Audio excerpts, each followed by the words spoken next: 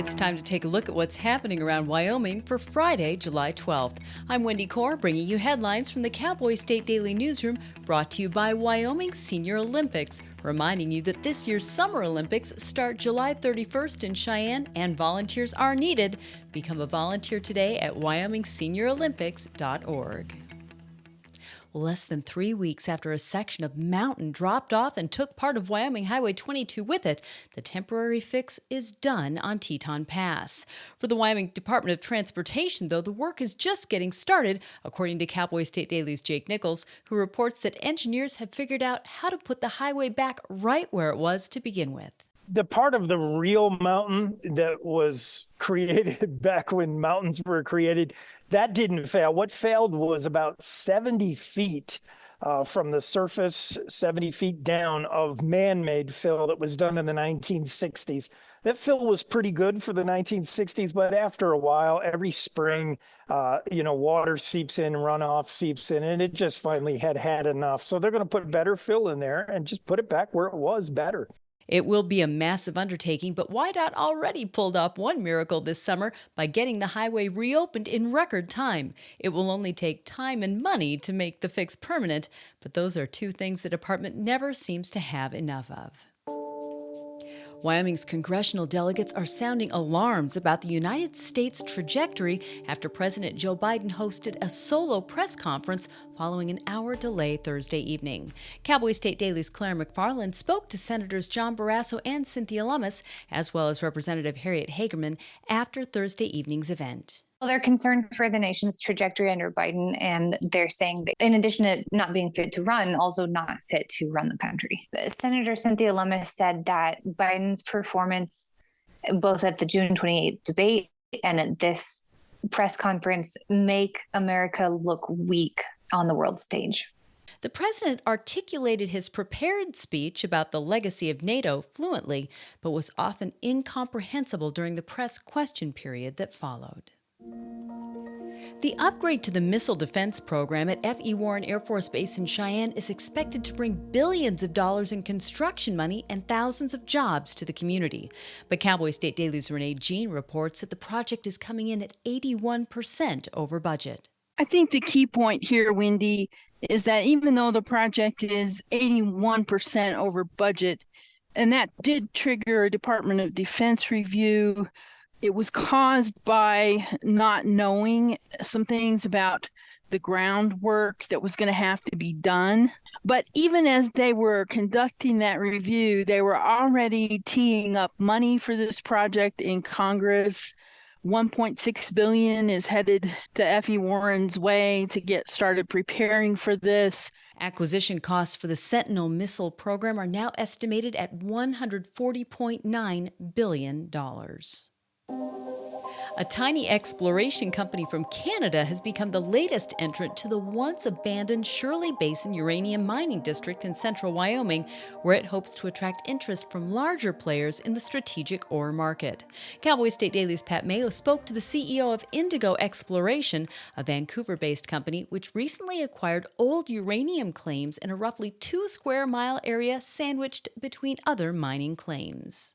Nothing's been done on the property, he said, since literally the 60s. It's just been sitting there, and there's just these old holes in the ground. They need to get contractors in there and re-drill and see what's down there with new modern technology as far as measuring, the ore deposits down there and all that. A number of uranium companies are collectively rushing to Wyoming's Shirley Basin, restarting long-dormant operations in some cases because of renewed demand for uranium as the United States weans itself off of foreign sources. I'll be back in just 15 seconds with more news. In southwest Wyoming, wide open space is waiting. This is how we explore it. In Rock Springs and Green River, Wyoming. Plan your adventure at explorewy.com. More details have been released in the case of an Idaho woman whose body was found in her vehicle, which was pulled from the Buffalo Fork River in Grand Teton National Park on July 7th. The vehicle belonging to 54-year-old Laura Lane had landed in the river, then floated in heavy spring runoff before submerging underwater about a quarter-mile downstream, according to Cowboy State Daily's Jen Coker. The Highway Patrol is still investigating how she went off the road and why she went off the road. And what they released is that she crossed lanes and careened off a cliff about 60 feet in the air. And that's all they know at this point. Her autopsy is still pending, so answers are still forthcoming. The vehicle was located by aerial drone on Sunday after a fisherman in the area found Lane's wallet near the area where her car left the road, prompting a search by law enforcement and park rangers. One of the most significant public records court cases in Wyoming history has finally come to a conclusion. First Judicial Court Judge Stephen Sharp ruled Wednesday that former Superintendent of Public Instruction Brian Schrader, the Wyoming Department of Education, and the department's Chief Communications Officer each must pay $700 fines for their roles in withholding public records in 2022. That's according to politics reporter Leo Wolfson. It's also worth noting, although these $700 fines may seem kind of small, the maximum fine that could be assessed is $750. So the judge actually handed out one of the most serious penalties possible for a crime, if you will, like this. So it's significant, and it will set a precedence that there is situations where if public officials don't provide public records, they will have to pay the cost. Cheyenne attorney George Powers, a plaintiff in the lawsuit, told Cowboy State Daily the case represents the first to his knowledge in Wyoming where any court has found that a state agency and its officers knowingly or intentionally withheld records in violation of state law. And the old post office building in Marbleton now sits at the Sublette County dump after a 17-year-old destroyed it with one high-speed turn of a stolen half-ton truck towing a fifth-wheel gooseneck trailer.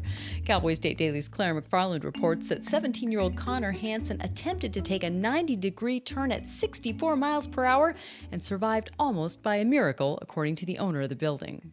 But when they looked at the truck, according to Tim Thompson, 2x4s were wedged in the bottom and through the windshield and through the console. And the way Thompson put it, the only place that wasn't toothpicked was where that teen was sitting. So he called him the luckiest kid in Sublette County. Hansen faces a multitude of charges, including felony theft, 2 counts of property destruction, and 1 count of aggravated fleeing. And that's today's news. For a deeper dive into the people and issues that affect Wyoming, check out The Roundup, conversations with the most interesting people in the Cowboy State. A new episode drops tomorrow when I have a conversation with Dr. Charles Preston, founding curator of the Draper Museum of Natural History in Cody. You can find the link on our website, on our YouTube channel, and wherever you get your podcasts. And of course, you'll find it in our free daily newsletter. Thanks for tuning in. I'm Wendy Corr for Cowboy State Daily.